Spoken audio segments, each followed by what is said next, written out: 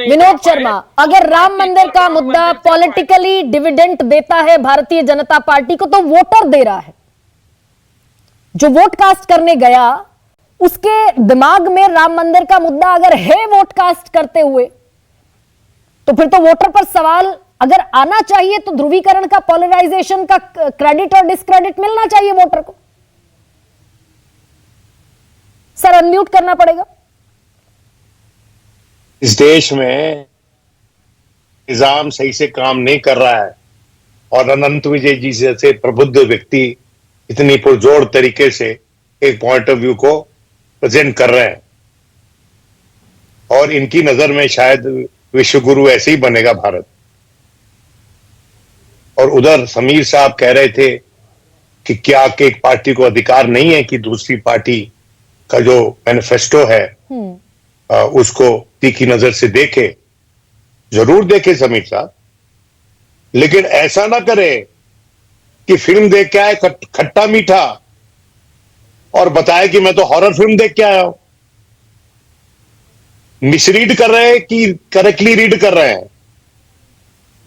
यहां पर अंपायर नदारद है जिसका नाम इलेक्शन कमीशन ऑफ इंडिया है, और अगर वो सही होता तो हमको ये बातचीत भी नहीं करने देते। वो जिस तर्ज पे ये बातचीत हो रही है, हिंदू मुसलमान की तर्ज पे जो बातचीत हो रही है हमारी आपकी और वरिष्ठ जनों की, वो बातचीत भी नहीं होने देते।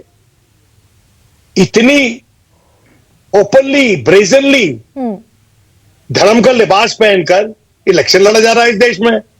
आप कहते हैं जात पे ना पात पे मोहर लगेगी हाथ पे। करेक्ट करेक्ट, ना जात पे ना पात पे मोहर लगेगी हाथ पे। लेकिन उसके बाद क्या हुआ? उसके बाद बताइए क्या हुआ? क्या कभी किसी पॉलिटिकल पार्टी ने भारतीय जनता पार्टी से पहले इस तरह से ब्रेजनली धर्म के नाम पर वोट मांगा क्या? सब जाते थे इष्ट देव की पूजा करने, अपने इलेक्शन कैंपेन से पहले जाते थे मंदिर मस्जिद, जिसने जहां जाना होता था वहां जाते थे। ये तो पता नहीं पिछले एक महीने में कितनी बार, पिछले 3 महीने में कितनी बार वहां के चक्कर लगा चुके हैं और कितने नेता इनके लगा चुके हैं। इनको तो वहां दफ्तर खोल लेना चाहिए, हेडक्वार्टर अपना। नहीं, लेकिन विनोद जी, नहीं, मुझे बताइए ना, पूरी कवायद का इलेक्शन पर क्या असर है? ये 2024 की लड़ाई है, तीसरा फेज परसों को वोट करेगा पूरा देश। वो मंदिर एक पॉलिटिकल पार्टी या एक समाज का नहीं है। It's a national memorial to a god who is worshipped by many people including Muslims. इमामे हिंद बोला गया है उसको, लेकिन आप वो डिस्ट्रॉय करना चाहते हैं वो ट्रेडिशन। आप वो याददाश्त बुलाना चाहते हैं। आप नहीं, इसका असर चुनाव पे भगवान राम का, भगवान राम जो थे मर्यादा पुरुषोत्तम थे ना। कितनी मर्यादा है इस कैंपेन में, मैं पूछना चाहता हूं। राम भक्त बन रहे हैं ना आप, इस कैंपेन में मर्यादा कितनी है बताइए मुझे, समझा दीजिए। ये थोड़ा सा अब इमोटिव इशू हो गया विनोद जी, जो आपने उठाया इमोटिव हो गया थोड़ा सा। लेकिन मैं ये पूछ रही हूं कि इन्हीं परिस्थितियों में, ये जो मौजूदा परिस्थितियां हैं, इन परिस्थितियों में तीसरे फेज के इलेक्शन पर राम मंदिर का मुद्दा हावी दिखेगा? वोटर के जहन पर ये हावी नजर आता है क्या? देखिए, वो मुद्दा जो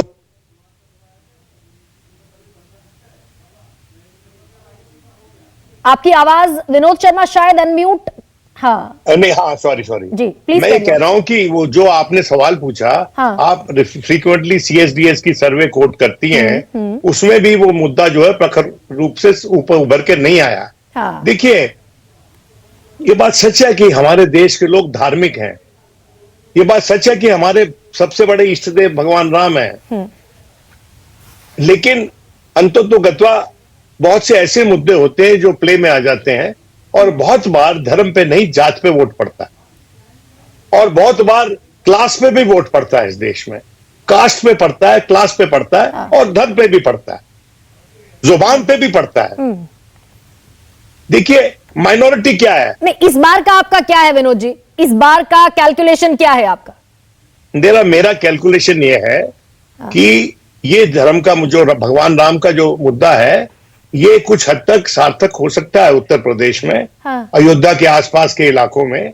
और मैं ये मानता हूं कि ये बिहार में कितना सार्थक होता है उस पर बहुत कुछ निर्भर करेगा। बिहार में, महाराष्ट्र में, ये यहां से I am taking your valid point, I am taking your fair point sir. Sameer ji, CSDS ले आते हैं यहां पर, अनंत जी का मानना कि भाई डिविडेंड है उनका, बनता है, लेंगे वो डिविडेंड, ठीक ऐसा ही कह रहे दीपक राजानी भी। तो फिर जितने सर्वेज हैं वो राम मंदिर के मुद्दे को, इस सेंटीमेंट को 8% में क्यों समेट देते हैं, अगर ये इतना पॉलिटिकली प्रोडक्टिव मुद्दा है? देखिए, मुझे लगता है कि अगर राम जन्मभूमि का निर्माण का अगर भारतीय जनता पार्टी राजनीतिक लाभ लेना चाहती है, तो कांग्रेस ने उन्हें पूरा स्पेस दिया ना राजनीतिक लाभ लेने का। नहीं, मैं तो सीएसडीएस के सर्वे की बात कर रही हूं, वो भी जोड़ना चाहता हूं। मात्र 8%। नहीं, ऐसा नहीं है, मुझे नहीं लगता ऐसा। देखिए, इसके पहले भी एक सर्वे हुआ था, उसमें कहा गया था कि मोदी के मंदिर मिशन से मंदिर जाने वाले हिंदुओं की संख्या बढ़ी है 2014 के बाद, जब से प्रधानमंत्री मोदी आए, जब से उन्होंने मंदिर जाना शुरू करा है, हिंदुओं के अंदर धार्मिक आस्था बढ़ी है। और 2009 के अंदर जो हिंदू वर्ग था वो सिर्फ 22% जो रेगुलर मंदिर जाते थे वो भारतीय जनता पार्टी को वोट करते थे। उसके बाद आया कि 19 में 45% दे देते हैं और 19 के अंदर, 14 में 45% है और 19 के अंदर 52% लोग जो रेगुलर मंदिर जाते हैं। लेकिन ये तो ताजा सर्वे है ना सीएसडीएस का कि 2024 में राम मंदिर और हिंदुत्व दोनों भी मिला लो अगर, तो 8% और 2%, दोनों मिलकर होता है 10%। तो मात्र 10% वोटर ये मानता है कि ये मुद्दा है, बाकी 90% के लिए मुद्दा नहीं है।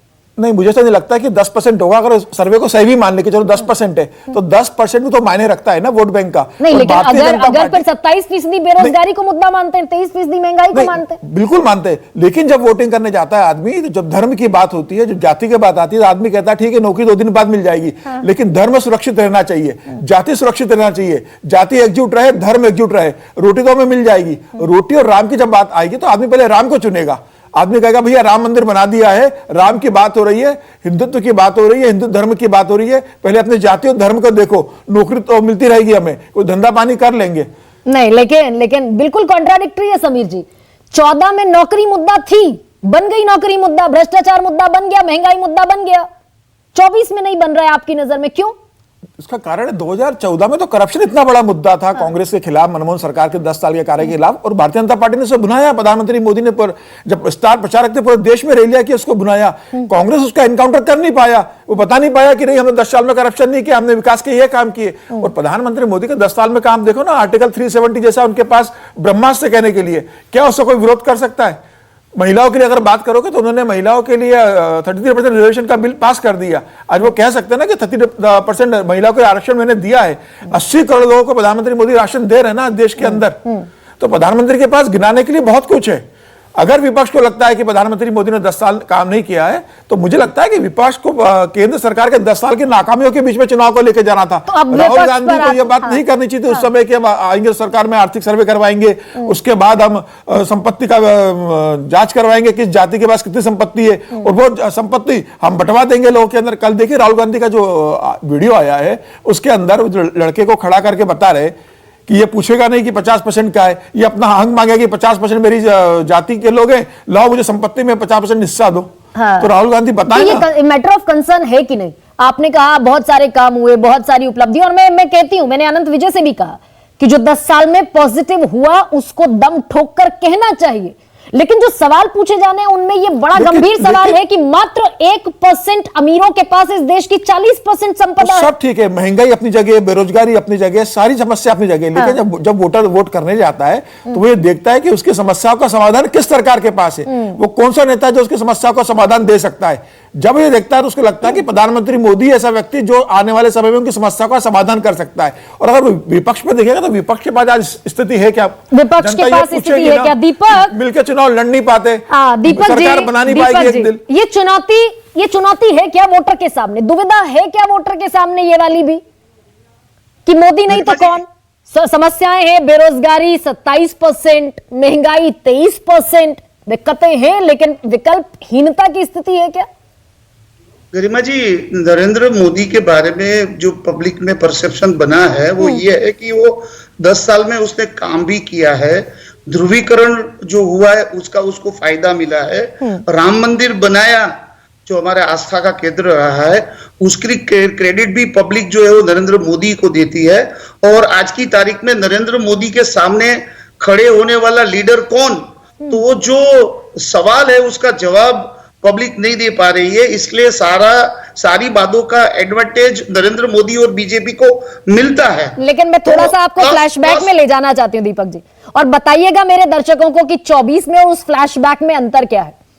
आज विकल्पहीनता की स्थिति ज्यादातर लोग मानते हैं, कहते हैं विपक्ष के पास कोई चेहरा नहीं। 77 में भी चेहरा नहीं था। मोरारजी देसाई को बाद में तय किया जेपी ने, जब सिर्फ फुटअव्वल हुई, चौधरी चरण सिंह होंगे, मोरारजी देसाई होंगे, बाबू जगजीवन राम होंगे, तो जेपी का स्टेक चला। जेपी ने वीटो लगाया कि मोरारजी देसाई प्रधानमंत्री बनेंगे। चेहरा उस समय भी नहीं था। हमारे यहाँ प्रेसिडेंशियल इलेक्शन जो होने लगे हैं गरिमा जी, वो पिछले कई सालों में हुए हैं। जब कांग्रेस को बहुमत मिला तब डॉक्टर मनमोहन सिंह प्रधानमंत्री बनेंगे, वो किसी को पता था? इतना अच्छे प्रधानमंत्री भारत को मिले। लेकिन पिछले काफी सालों से हमारे इलेक्शन दूसरे कंट्री की तरह लोग देखने लगे हैं कि नरेंद्र मोदी के सामने कौन। तो ये जो सवाल है उसका जवाब पब्लिक को नहीं मिल रहा है। ये एक बहुत बड़ा मुद्दा है। और जो ध्रुवीकरण, धर्म और 10 साल की उपलब्धियां, ये सब प्लस प्लस प्लस होते होते जब जाता है तो सब जगह बीजेपी को एडवांटेज मिलता है, कामयाबी मिलती है, सीटें बढ़ती है। Plus plus plus plus plus. गणित मैंने पढ़ा दीपक जी, मैथमेटिक्स में प्लस प्लस माइनस भी होता है। तो नरेंद्र मोदी के सामने के सामने सबका गणित पीछे हो जाता है। सबका। विनोद जी, ये विपक्ष की भी जिम्मेदारी है क्या भाई? विपक्ष एलिवेशन की, उद्भव की, ये जिम्मेदारी विपक्ष की भी है क्या? आपने 77 का जिक्र किया था। देखिए बात 77 में विपक्षी खेमे पर, उनके नारों पर तालियां बजती थी। ये विपक्ष की जिम्मेदारी है क्या 24 में रिवाइव करने की? आपने कहा था कि विपक्ष इमरजेंसी में नहीं था। हाँ। उसके जवाब में मैंने कहा था कि विपक्ष जो था उस वक्त मीडिया विपक्ष था। आपने कभी देखा है पिछले 10 साल में कि अखबारों के पेज 1 खाली हो? देखा है क्या आपने? हम इसलिए प्राउड थे इस प्रोफेशन का मेंबर होने के लिए।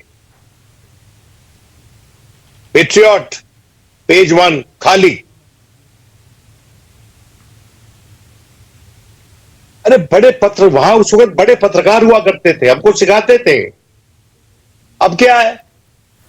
जीत रहे हैं, पॉलिटिकल पार्टी जीत रही है, जीत के लिए तो कुछ भी करेगी, ये तर्क है। नहीं, विपक्ष की नाकामी है क्या विनोद? अरे अभी बोल रहे हैं कि ये जो आपके धन दे देंगे, वेल्थ रीडिस्ट्रीब्यूशन करेंगे या एस्टेट टैक्स लगेगा। किसको डर है एस्टेट टैक्स का, इनहेरेंट टैक्स का? किसको डर होगा? या बड़े लोग बैठे हैं, मैं पूछना चाहता हूं। मेरे को तो नहीं है। अगर लग भी जाएगा तो माइनस फ्यूल होगा। उनको डर है जो बड़े बड़े धनपशु हैं इस देश के। लेकिन विनोद जी एक सेकंड, विनोद जी मुझे ये बताइए कि विपक्ष की नाकामी भी है क्या?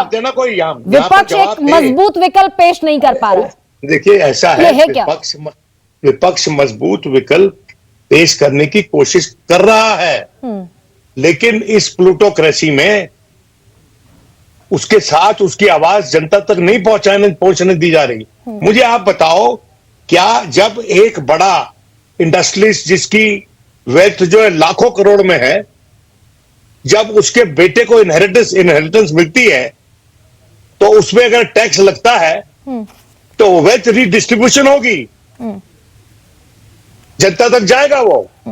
लेकिन यहां वरिष्ठ लोग बैठे हुए हैं, ये मानना नहीं चाहते और शायद डरते हैं कि अगर इसको बार बार कहेंगे तो हम अखबारों में छपने बंद हो जाएंगे या हम टीवी पे आने बंद हो जाएंगे। ये डर है क्या? हमें तो नहीं है। और हम तो बोलेंगे सच, हमारा काम है सच बोलना। और जो पत्रकार सच बोलने से डरता है वो पत्रकार नहीं रहा। ठीक है, अनंत विजय, एक 400 पार का नैरेटिव है और उसका एनालिसिस, उसका बाइफर्केशन ये है कि तकरीबन 211 212 सीटें तो ऐसी हैं जो जहां कांग्रेस और बीजेपी की 1-to-1 फाइट है। इसके अलावा तकरीबन 121 सीटें दक्षिण की ऐसी हैं जहां बीजेपी कम फाइट में है, और 100 तो बिल्कुल ऐसी सीटें हैं जहां बीजेपी बिल्कुल फाइट में नहीं है, और 243-45 के आसपास ऐसी सीटें हैं जहां पर बीजेपी को फाइट करनी है रीजनल पार्टी से। तो मुझे ये 543 के गणित में से बताइए कि इन सारे बुकेज पर, जिस पर हमने चर्चा कर ली, जिसमें पोलराइजेशन भी है, हिंदू मुसलमान भी है, मंगलसूत्र भी है, विकसित भारत भी है, तीसरी इकोनॉमी भी है, ये सब मिलके जो बना, इसमें कितना ले जाएगी शेयर बीजेपी? गरिमा जी, मुझे थोड़ा वक्त दीजिएगा, क्योंकि विनोद शर्मा जी ने बहुत चुनौती दी है और पत्रकारिता पर बहुत उपदेश भी दिया है उन्होंने। थोड़ा सा तेज बोलना पड़ेगा अनंत जी, थोड़ा सा तेज मैंने हाँ। जी, मैं ये कह रहा हूं कि मुझे थोड़ा समय दीजिएगा, क्योंकि विनोद शर्मा जी ने पत्रकारिता पर और सच बोलने पर बहुत उपदेश दिया है, और अगर मैं उसका निगेट नहीं करूंगा तो मुझे उनके स्वर में स्वर मिला हुआ मान लिया जाएगा। 2-3 बातें हैं। पहली बात, आप लोगों ने 77 की बात की, तो क्या आप चाहती हैं कि ये देश फिर उसी तरह 77 के बाद 3 साल के बाद चुनाव में चला जाए? बगैर नेता के इस देश ने 77 का दौर देखा था। उस समय जेपी जैसे नेता थे, इस दौर में जेपी जैसा कौन सा नेता विपक्ष के पास है? इसका जवाब विनोद शर्मा जी के पास हो तो दें। दूसरी बात उन्होंने कही कि अंपायर की बात नहीं करिए विनोद शर्मा जी, तो बेहतर है, क्योंकि आपको याद होगा एक अंपायर टीएन शेषन भी थे, जिन्होंने बाद में कांग्रेस पार्टी के टिकट पर चुनाव लड़ा था। एक अंपायर एमएस गिल साहब भी थे, जिन्हें कांग्रेस ने राज्यसभा का सदस्य नॉमिनेट किया, बाद में उनको मंत्री भी बनाया। तो कम से कम आपकी बदकिस्मती। 1 मिनट रुक जाइए गरिमा जी, 1 मिनट रुक जाइए, आप बार बार टोकती हैं मुझे। मैं बिल्कुल नहीं टोकती अनंत विजय, ये गलत आरोप है आपका। ना, आज मैं इस आरोप को बिल्कुल ऑन नहीं करूंगी। I have given you plenty of time, और अनंत विजय, इसलिए मैं छोटा सा सबमिशन चाहती हूं ताकि कंक्लूडिंग रिमार्क मेरे पास आ जाए विनोद जी और समय से आ जाए। मुझे 1 मिनट एकदम बोलिए, मेरे पास 1.5 मिनट का समय, मैं आपको अनइंटरप्टेड समय दूंगी, लेकिन इस 1.5 मिनट में आप मेरे सवाल का भी जवाब दीजिए कि 543 में से कितना गणित आप देखते हैं। जवाब मैं उतने में दे दूंगा, लेकिन जो उपदेश दिया गया, जो प्रीचिंग हुई है नए दौर के पत्रकारों को, उसका कंट्राडिक्शन आवश्यक है। आपको भी बुरा लगेगा। बस 1 सेकंड, नहीं, मुझे क्यों बुरा लगेगा अनंत विजय? आप मुझे पार्टी बनाना बंद कीजिए, मैं ये बड़ी विनम्रता से आपसे कहना चाहती हूं, बस छोटा सा समय दीजिए।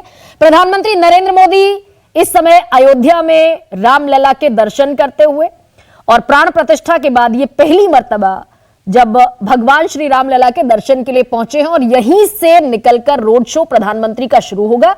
2 किलोमीटर लंबा रोड शो है। लगभग 8:40 पर प्रधानमंत्री अयोध्या से रवाना हो जाएंगे। मेरे ख्याल से, अगर मैं गलत नहीं हूं, तो शायद ओडिशा के लिए रवाना होंगे। अनंत विजय, अपनी बात कह लीजिए और 543 का गणित बता दीजिए। मैं सिर्फ आपको 543 का गणित बता रहा हूं, लेकिन जिस प्रकार से पत्रकारिता को प्रीच किया गया, वो नहीं करना चाहिए। वो हो सकता है विनोद जी ने अपने आप को बदकिस्मत, पागल जाने किन किन विशेषणों से विभूषित किया, मैं तो नहीं मानता उनके बारे में, वो मेरे आदरणीय है, ठीक है, लेकिन प्रीच भी करना उचित नहीं है, क्योंकि हमारे पास हर बात का जवाब है। छोड़ देता हूं मैं उसको, क्योंकि समय आपने मुझे 1.5 मिनट का दिया।